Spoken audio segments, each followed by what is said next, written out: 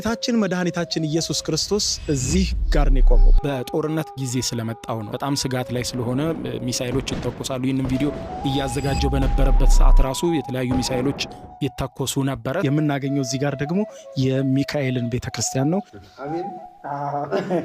ይህ ደግሞ ሰባተኛው ቦታ ሲሆን ጌታችን ኢየሱስ ክርስቶስ ለሁለተኛ ጊዜ መስቀሉን ተሸክሞ የወደቀበት ቦታ ነው። መስቀሉ የቆመበት በዚያ ዓርብ ዕለት ማለት ነው ይህ ቦታ ነው። እንኳን ወደ ቪያ ዶሎሮሳ በሰላም መጣችሁ። የህመም መንገድ ይባላል። ያለሁት ኢየሩሳሌም ውስጥ ነው። ምናልባትም እስከዛሬ የተመለከታችሁት ወደ ኢየሩሳሌም መጣችሁ ይህንን ቦታ የተመለከታችሁ ልትኖሩ ትችላላችሁ። ማየት ላልቻላችሁና እስከዛሬ ግን ኢየሩሳሌም መጣችሁ ይህንን አስገራሚ አስደናቂ ቦታ ያላያችሁ ሰዎች እኔ ዛሬ በደንብ አሳያችኋለሁ ማለት ነው። ቪያ ዶሎሮሳ ማለት የህመም መንገድ የሚል ትርጓሜ ያለው ይኸውም እንግዲህ ጌታችን መድኃኒታችን ኢየሱስ ክርስቶስ ከተፈረደበት እስከ ተቀበረበት ድረስ ያለው የህመም መንገድ የጭንቅ መንገድን የምናይበት ነው። እዚህ ኢየሩሳሌም ውስጥ የተከናወነውን ማለት ነው። እንግዲህ ቪያ ዶሎሮሳ ማለት አንድ አውራ ጎዳና ሳይሆን የበርካታ አውራ ጎዳናዎች በርካታ ትርጉም ያለበት ቦታዎች ማለት ነው። እየሄድን የምናየው ጌታ የተጓዘበትን ከተፈረደበት እስከ ተቀበረበት ያለውን የህመሙን መንገድ ነው የምንጓዘው። ስለዚህ ይሄ በክርስትና እምነት ተከታዮች ዘንድ ልዩ ትርጉም ያለው ከልዩም በላይ ትርጉም ያለው ነው። እንደምናያቸው እንግዲህ እነዚህን ሁሉ መንገዶች ነው የምንጓዘው። ጌታ የተፈረደበት እናያለን፣ መስቀል ያሸከሙበት፣ ከዚያ በኋላ ለመጀመሪያ ጊዜ የወደቀበት፣ ከዚያ በኋላ እንደምታዩት እያንዳንዱ ትርጉም ያለው ነው። እዚህ ጋር የምትመለከቱት መስቀሉን ሲሸከሙ ሚስማር ላይ የመቱበት ቦታ፣ ከዛ በኋላ የተሰቀለበት ቦታና እንዲሁም ከመስቀል የወረደበት ከዚያ በኋላ የተቀበረበት እነዚህን ሂደቶች ነው ቪያ ዶሎሮሳ የሚባለው ወይም የህመም መንገድ የሚባለው በሙሉ ይህንን መንገድ ነው ማለት ነው። ስለዚህ ቀጥ ያለውን አውራ ጎዳና ይዘን ይህንን መንገድ እየሄድ ነው እያንዳንዱን ነገር እያየን አብረን እንጓዛለን ማለት ነው። እንግዲህ ይሄ ልዩ ትርጉም ያለው ልዩ መንገድ ነው ማለት ነው። ስለዚህ በመሀልም የኢትዮጵያ ኦርቶዶክስ ተዋሕዶ ቤተክርስቲያንንም በዚህ በኢየሩሳሌም የሚገኘውንም 10ኛው ላይ አይተን ነው የምናልፈው ማለት ነው። እስከተሰቀለበት ድረስ ልዩ የሆነ ጉዞ ነው። በጣም ደስ የሚል ጉዞ ነው። ስለዚህ አብራችሁኝ ተጓዙ። ሜክ ሹር ይህንን ቻናሌን ሰብስክራይብ በማድረግ የደወል ምልክቷን መጫን አትዘንጉም። ኢየሩሳሌምን ጨምሮ በመላው ዓለም የተለያዩ ታሪካዊ ሃይማኖታዊ መዳረሻዎችን አብረን እንጎበኛለን ማለት ነው። ቪያ ዶሎሮሳ ወይም የህመሙ መንገድ 14ቱ ምዕራፍ ይቀጥላል። አብረን እንጓዝ።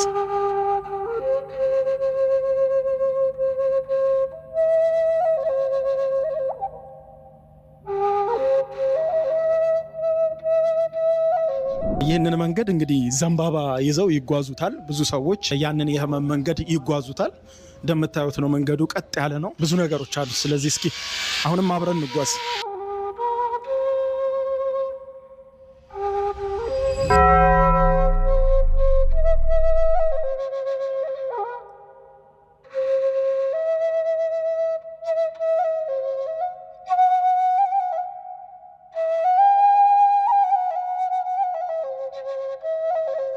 እንግዲህ ቪያ ዶሎሮሳ የሚጀምረው ከዚህ አሁን ካለሁበት ቦታ ነው። ይህ ደግሞ የፍርዱ አደባባይ ነው። ጌታችን መድኃኒታችን ኢየሱስ ክርስቶስን ጲላጦስ ለህዝቡ እንደፈለጉ እንዲያደርጉት እዚህ ሰው ላይ ምንም አላገኘውም ብሎ ከታጠበ በኋላ ለፈቃዳቸው አሳልፎ ነው የሰጣቸው፣ እንደወደዱ ያድርጉት ብሎ።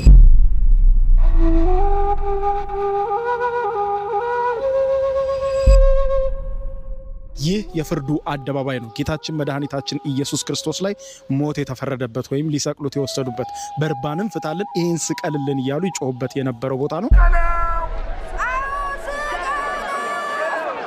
ይሄ እንግዲህ ጲላጦስ ይቆምበት የነበረው ነው። የጲላጦስ ቤት ነው እንደምትመለከቱት። ጌታችን መድኃኒታችን ኢየሱስ ክርስቶስ እዚህ ጋር ነው የቆመው፣ ጲላጦስ እላይ ያው በታሪኩም ላይ እንደምታነቡት። እናም ስቀለው ስቀለው እያሉ ህዝቡ ይጮህ የነበረው እዚህ ከጀርባዬ የምትመለከቱት ቦታ ላይ ከቦ ነው ማለት ነው፣ ሲጮህ ሲያመጽ ሲቆጣ የነበረው። እንግዲህ ይህ ታሪካዊ ቦታ ነው ቪያ ዶሎሮሳ ወይም የህመሙ መንገድ የጀመረበት ቦታ ማለት ነው። አሁንም እንቀጥላለን። አሁን የጲላጦስ የፍርድ አደባባዩ ላይ ያለ ነው። ተፈረደበት እዚህ ቦታ ላይ እንቀጥል፣ መንገዱን እንጓዝ።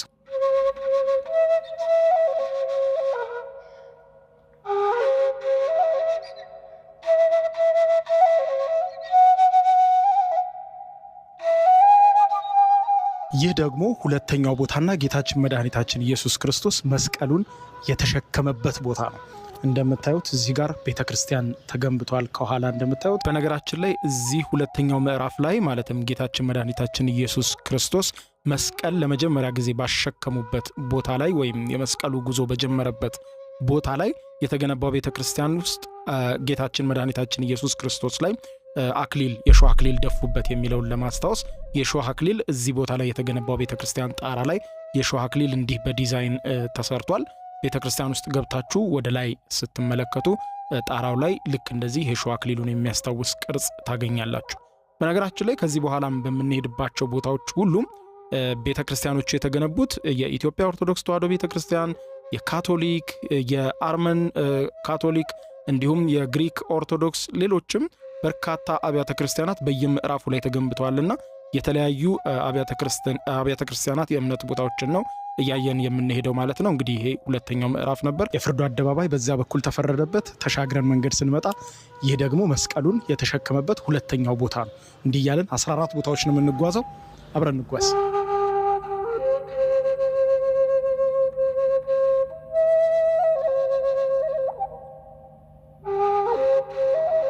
እንግዲህ የተለያዩ ክርስቲያኖች ከተለያዩ ዓለም ይመጡና የዘንባባ ዝንጣፊ ይዘው የሚጓዙት ይህንን መንገድ ነው።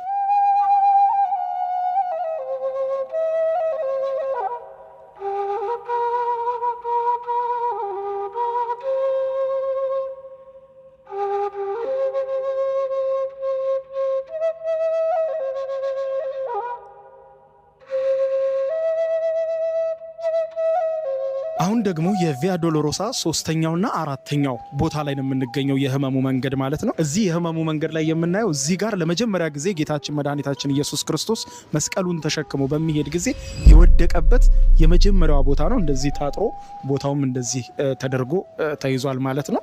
ያው እዚህ ጋር በስዕል ለመግለጽ ሞክረዋል እንዴት እንደወደቀ ማለት ነው። አራተኛው ቦታ ደግሞ ይህ ጌታችን መድኃኒታችን ኢየሱስ ክርስቶስ መስቀል ተሸክሞ እየሄደ ሳለ ከእመቤታችን ቅድስት ድንግል ማርያም ከእናቱ ጋር የተገናኘበት ቦታ ነው ይህ ቦታ።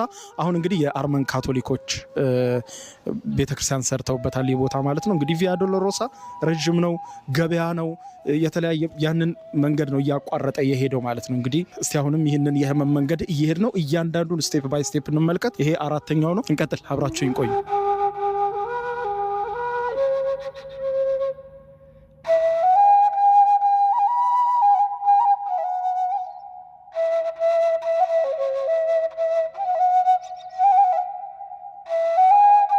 እንግዲህ አሁንም የህመሙን መንገድ እየተጓዝን ነው። ይህ የምትመለከቱት ደግሞ አምስተኛው ቦታ ነው ከ14ቱ። አምስተኛው ማለት የቀሬናው ስምዖን መስቀሉን ሊያግዘው ጌታ ኢየሱስ ክርስቶስን ሊያግዘው መስቀሉን የተቀበለበት ቦታ ነው። እንደምታዩት ትንሽዬ ሐውልት አለች እዚህ ጋር መስቀሉን ሲቀበለው ማለት ነው። የቀሬናው ስምዖን መስቀሉን ከኢየሱስ ላይ ሲቀበለው። ስለዚህ ይህችም አንዷ ታሪካዊ ቦታ ናት በክርስትና እምነት ተከታዮች ዘንድ ትልቋ ቦታ ወይም በዚህ በቪያ ዶሎሮሳ በህመም መንገድ ውስጥ አንደኛውና ዋናው ቦታ ነው ከ14ቱ። አሁንም እንጓዝ አብረን። ሌላው ነገር እንግዲህ አሁን በማደርገው ጉብኝት ውስጥ እንደምታዩት መንገዱ ሁሉ ክፍት ነው። ሲሄድ በጣም የተዘጋጋ ነው አብዛኛው ነገር። ለምንድን ነው የሚለው በጦርነት ጊዜ ስለመጣው ነው። አሁን በእስራኤል ከረንትሊ ጦርነት እየተደረገ ይገኛል ይህንን ቪዲዮ እኔ ባዘጋጀሁበት ሰዓት። ስለዚህ በዚህ ጦርነት ምክንያት ቱሪስቶች አይመጡም። ሀገሩም በጣም ስጋት ላይ ስለሆነ ሚሳኤሎች ይተኮሳሉ። ይህንን ቪዲዮ እያዘጋጀው በነበረበት ሰዓት ራሱ የተለያዩ ሚሳኤሎች ይተኮሱ ነበረ። ስለዚህም ቱሪስቶች ስለማይመጡ አብዛኛው ቦታ ክፍት ሆኖ ትመለከቱታላችሁ። አብዛኛው ቦታም ክፍት ነው። ስለዚህ በጣም ባዶ በሆነ መልኩ ነው ያገኘሁት። ለቀረጻም በጣም የተመቸኝ እንጂ በግሩፕም ከጦርነቱም በኋላ ብትመጡ ቦታዎቹ እንደዚህ ክፍት ሆነው አታገኟቸውም። በጣም የተጨናነቁ ናቸው። በግሩፕ እየሆኑ ከተለያየ ዓለም ሀገራት ክርስቲያኖች ይመጣሉ። በጣም ከተለያየ ሀገራት ማለት ነው። እኔ ግን በመጣሁበት ጊዜ አብዛኛው ቦታ ክፍትና ባዶ ነው። ምክንያቱም በዚህ በጦርነቱ ምክንያት ማለት ነው። ስለዚህ ጉብኝቴን ቀጥያለሁ። ጉብኝቱ ግን እንደነገርኳችሁ በጣም በስጋት ውስጥ የተከናወነ ነው። ሀገሪቱ ከፍተኛ የሆነ የደህንነት ችግር ውስጥ ስላለች ማለት ነው።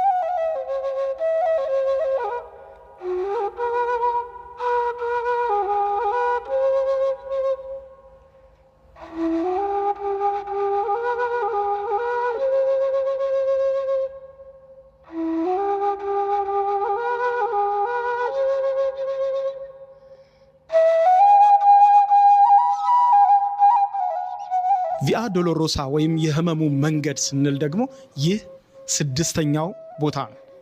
በዚህ በስድስተኛው ቦታ ላይ የምናየው ደግሞ ቬሮኒካ የተባለች ሴት የጌታችን የመድኃኒታችን ኢየሱስ ክርስቶስን ፊት የጠረገችበት ቦታ ነው። የህመሙ መንገድ እንግዲህ አሁንም ይቀጥላል። ገና ስድስተኛው ቦታ ነው። ይሄ እንደምታዩት እዚህ ቦታ ለማስታወሻ ይሄ ነገር ተቀምጧል። ቦታውም ተለይቷል። እዚህ ጋርም እንደምታዩት እንግዲህ በተወሰነች በትንሽዬ ሐውልት ነገር ለመግለጽ ተሞክሯል። ቬሮኒካ ፊቱን ስትጠርግለት ማለት ነው። በነገራችን ላይ ስለ ቬሮኒካ ጥቂት ልበላችሁ። ቬሮኒካ ስትነሳ አብሮቅላ አብራ ትነሳለች። አብሮቅላ የቬሮኒካ የቀድሞ ስሟ ነበር። እንግዲህ የተለያየ ጩኸቶችን ስትሰማ ወደ አደባባይ ስትወጣ ጌታችን መድኃኒታችን ኢየሱስ ክርስቶስ መስቀል አሸክመው እየገረፉ በአደባባይ ይዘውት ሲሄዱ ትመለከታለች። በዚህ ጊዜ ምንም ይደርስብኛል ብላ ሳትፈራ በግርግሩ መሃል ገብታ ጌታችን መድኃኒታችን ኢየሱስ ክርስቶስን ፊቱን በደም እንደታጠበ ፊቱን የጠረገችላት ሴት ናት። ይህችም እንግዲህ አጵሮቅላ የምትባለው ሴት የጲላጦስ ሚስት እንደነበረች ነው የቤተ ክርስቲያን ትምህርቶች የሚያሳዩት ማለት ነው። ታሪኩ ላይ እንደምታነቡት ጲላጦስም እኔ ከደሙ ንጹሕ ነኝ፣ ከዚህ ሰው ደም ምንም በደል አላገኘሁበትም ብሎ እጁን ታጥበዋል። በዚህም ጊዜ ደግሞ በተመሳሳይ ሰዓት እሷም የጲላጦስ ሚስትም ወይም አብሮቅላም ወይም ስሟ የተቀየረው ቬሮኒካ ማለት ነው። እርሷም እንግዲህ በህልሟ በተለያየ ጊዜ ያስቸግራት እንደነበር እንዲህ አይነት ነገር ንጹሕ እንደሆነ ታይ እንደነበረ በታሪክ ተጽፎ እናነባለን። በዚህ ሁሉ ግርግር መሃል ገብታ ታዲያ በንግስና መጎናጸፊያዋ እንግዲህ የንጉስ ሚስት እንደመሆኗ እሷም ንግስት ነች። በመጎናጸፊያዋ የጌታችን የመድኃኒታችን የኢየሱስ ክርስቶስን ፊት ጠርጋለች ማለት ነው። ከዚህ ክስተት በኋላ እንግዲህ ስሟ ተቀይሮ ቬሮኒካ ወይም ሰራጵጣ የሚባል ስም ይይዛለች ማለት ነው። ቬሮኒካ ማለት ቬሮ ኢኮን ማለት ሲሆን በላቲን ቋንቋ የእውነት መልክ ወይም ስዕል፣ እውነተኛ ገጽ ወይም ፊት እንደማለት ነው። የጌታችን የመድኃኒታችን የኢየሱስ ክርስቶስን ፊትም በመጎናጸፊያዋ በጠረገች ጊዜ መጎናጸፊያዋ ላይ የጌታችን የመድኃኒታችን የኢየሱስ ክርስቶስ ስዕል በደሙ ተጽፎ ወይም ደግሞ በደሙ ተስሎ ልብሷ ላይ ቀርቷል የሚልም ማስተምህሮ አለ። ይህም ማስተምህሮ እንግዲህ በአርመናውያን በካቶሊክ በተለያየ ዘንድ ትምህርቱ በተመሳሳይ መልኩ የሚሰጥ የታሪክ ትምህርት ነው ማለት ነው። ስለዚህ ያ የቬሮኒካ መጎናጸፊያ የነበረው የጌታችን መድኃኒታችን ኢየሱስ ክርስቶስ የፊቱ ስዕል ያረፈበት መጎናጸፊያ የት ነው የሚለውን ጉዳይ በተመለከተ ደግሞ ባገኘኋቸው መረጃዎች ይህ ያ መጎናጸፊያ በአርመንና በቫቲካን እንዳሉ የሚጠቁሙ መረጃዎች አሉ። ነገር ግን ይህንን ሁለቱን ነገር ማረጋገጥ አልቻልኩም ማለት ነው። ኤግዛክት የት እንደሚገኝ አንዳንድ መረጃዎች በቫቲካን እንደሚገኝ ሲገልጹ፣ አንዳንድ መረጃዎች በአርሜኒያ እንዳለ ይገልጻሉ ማለት ነው። እንግዲህ በዚህ ጉዳይ ሌላ ተጨማሪ መረጃዎችን አሰባስቤ ሌላ ጊዜ ሌላ ቪዲዮ እሰራላችኋለሁ። እንግዲህ የህመሙ መንገድ አሁንም ተራራ ነው፣ ይቀጥላል እስከ መስቀሉ ድረስ ማለት ነው። እንቀጥል፣ አብራችሁን ቆዩ። አሁን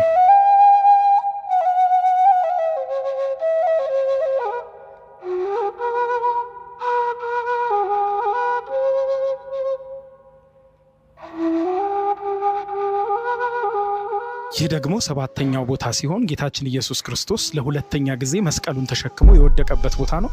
እዚችም ጋር በትንሽዬ ሐውልት ለመግለጽ ተሞክሯል። እንደምታዩት ቦታው ከቪያ ዶሎሮሳ ቦታዎች ሰባተኛው ቦታ የሚባለው ከ14ቱ ይሄ ነው፣ አንደኛው ማለት ነው። የህመሙ መንገድ እንግዲህ አሁንም ይቀጥላል። እንግዲህ በጣም ከፍተኛ ገበያ ነው፣ ትርምስ ነው። በማንኛውም ሰዓት ለመጎብኘት በጣም አስቸጋሪ ነው። አክቹሊ የመጣሁበትም ወቅት ነው እንግዲህ ጦርነት ስለሆነ አሁን ብዙ ቱሪስት ስለማይመጣ እንጂ ቢመጣ ኖሮ በጣም የሚጨናነቅ ቦታ ነው። አሁን የጉዟችን መካከለኛው ምዕራፍ ላይ ደርሰናል። ወደ ቀጣዮቹ ምዕራፍ እየተጓዝኩኝ ነው። በዚሁ እንግዲህ አንድ ነገር ልንገራችሁ ስለዚህ ቦታ ቪያ ዶሎሮሳ ወይም የህመሙ መንገድ የምንለው ኢየሩሳሌም እንግዲህ በተለያየ ጊዜ የተለያዩ ጦርነቶችን፣ ግንባታዎችን በማሳለፏ ይህም ደግሞ ክስተት ከሆነ 2000 ዓመታት እንደመቆጠሩ መጠን በተለያየ ጊዜ የተለያዩ ግንባታዎች በመካሄዳቸው ኦሪጂናሉ መሬት ወይም በዚያ ጊዜ የነበረው መሬት ኤግዛክት ማግኘት ባይቻልም መንገዱ ግን ይሄ ትክክል መሆኑ ከተደረሰበት በኋላ እያንዳንዱ ቦታዎች እየዞርኩኝ አሁን የማያሳያችሁ ማስታወሻዎች ወይም 1 2 3 እየተባሉ በሮማን ነበር የተቀመጡና ከፍ ከፍ ብለው የተሰቀሉት ቦታውን የሚያስታውሱ ትንሽዬ ማስታወሻ ቅርጾችም የተቀመጡት በለጋሾች አማካኝነት ነው። ኢየሩሳሌምን ለማየት የሚመጡ ክርስቲያኖች ያንን ቦታ ኤግዛክት እያዩ እንዲያልፉ የተባሉና ቦታዎቹ ራሳቸው ኤግዛክት ቢሆኑም ነገር ግን መሬቱ በተለያየ ኮንስትራክሽን ተሸፍኗል፣ ወደ ላይም ከፍ ብሏል። ስለዚህ ትክክለኛውን መሬት ለማግኘት የግድ ዲፕ መቆፈር የግድ ይላል። ስለዚህ ያንን ያክል ዲፕ ከመቆፈር ደግሞ ቦታዎቹ እንደዚህ ራሳቸው ኤግዛክት መሆናቸውን የሚያመለክተውን ቦታ ላይ ቅርጾችና ማስታወሻዎችን እንዲሁም ጽሑፎችን በማኖር የጌታችን የመድኃኒታችን የኢየሱስ ክርስቶስ የሕመሙን መንገድ ወደ ኢየሩሳሌም ሰዎች ሲሄዱ እንዲያዩት አድርገዋል ማለት ነው። ይሄ ደግሞ 8ኛው ቦታ ሲሆን በሕመሙ መንገድ ላይ የኢየሩሳሌም ሴቶች መስቀል ተሸክሞ ጌታችን ወደ መሰቀያው ስፍራ ሲሄድ ደረታቸውን እየደቁ ሲያለቅሱ የነበረበት ነው። ጌታችን ኢየሱስም እንዲህ አላቸው፣ እናንተ የኢየሩሳሌም ሴቶች ሆይ ስለ እኔ አታልቅሱ፣ ስለ ራሳችሁ አልቅሱ ነበር ያላቸው። የኢየሩሳሌም ሴቶች ሆይ ስለ እኔ አታልቅሱ፣ ለራሳችሁና ለልጆቻችሁ አልቅሱ። ይህ ታሪካዊ ቦታ ነው። እንግዲህ እንደዚህ ተለይቶ ተቀምጧል። ቪያ ዶሎሮሳ መንገድ ላይ ከምታገኙት 8ኛው ቦታ ይህ ነው ማለት ነው። እዚህ ጋርም እንግዲህ እንደ ከዚህ ቀደሞቹ በሐውልት ለመግለጽ ተሞክሯል። እዚህ ላይ እንደምታዩት ማለት ነው። መንገዱ አሁንም ረጅም ነው። አብረን እንጓዝ።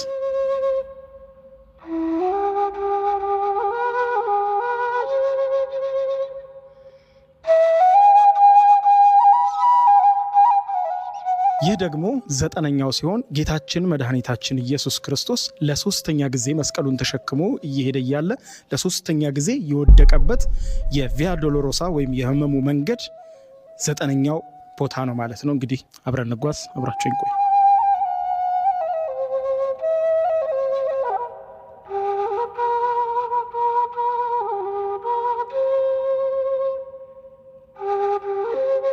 አሁን እንግዲህ የመጨረሻዎቹ ምዕራፍን የምናይበት ቦታ ስንደርስ የምናገኛት ሀገራችን ኢትዮጵያ ነው። እንግዲህ አሁን 10፣ 11፣ 12፣ 13፣ 14 እያልን እስከ 14ኛው ቦታ ነው የምንሄደው የክርስቶስን መንገድ የምናገኘው። እዚህ ጋር ደግሞ የሚካኤልን ቤተክርስቲያን ነው።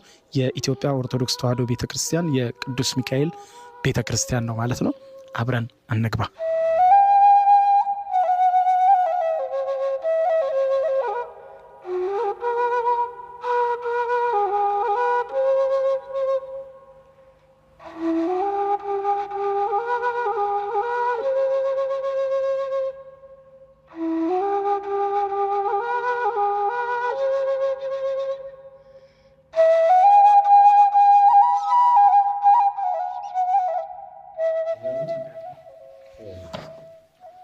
አሜን።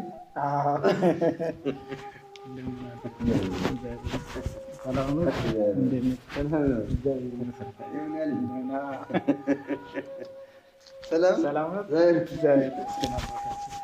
እንዴት ነው? ደህና በጣም አመሰግናለሁ። ሰላም ነው።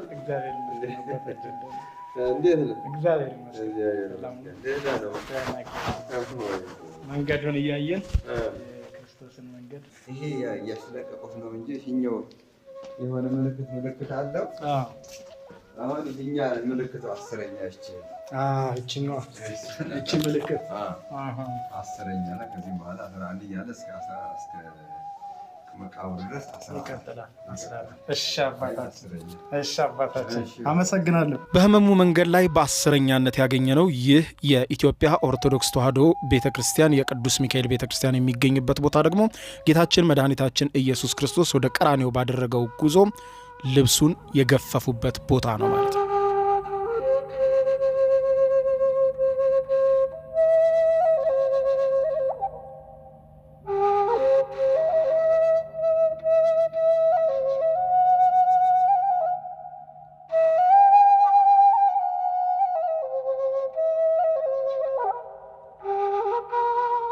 ከዚህ በኋላ ያለው ያው ተቀራራቢ ነው። ቅድም እንዳልኳችሁ ከኢትዮጵያ ኦርቶዶክስ ተዋሕዶ ቤተክርስቲያን ቀጥሎ በዚህ ጋር እየገባን የምናገኘው ደግሞ ጌታችን መድኃኒታችን ኢየሱስ ክርስቶስ የተሰቀለበትን ቦታ ነው የምናየው ማለት ነው። እዚህ ቦታ ላይ እንግዲህ ሚስማሩን ችንካሩን የመቱበት ቦታ ማለት ነው። ይህ ቦታ እንደምታዩት ይህ ቦታ በመስቀል ላይ ጌታችን መድኃኒታችን ኢየሱስ ክርስቶስን የቸነከሩበት ቦታ ነው። እንደምታዩት በስዕልም ለመግለጽ ተሞክሯል እዚህ ጋር።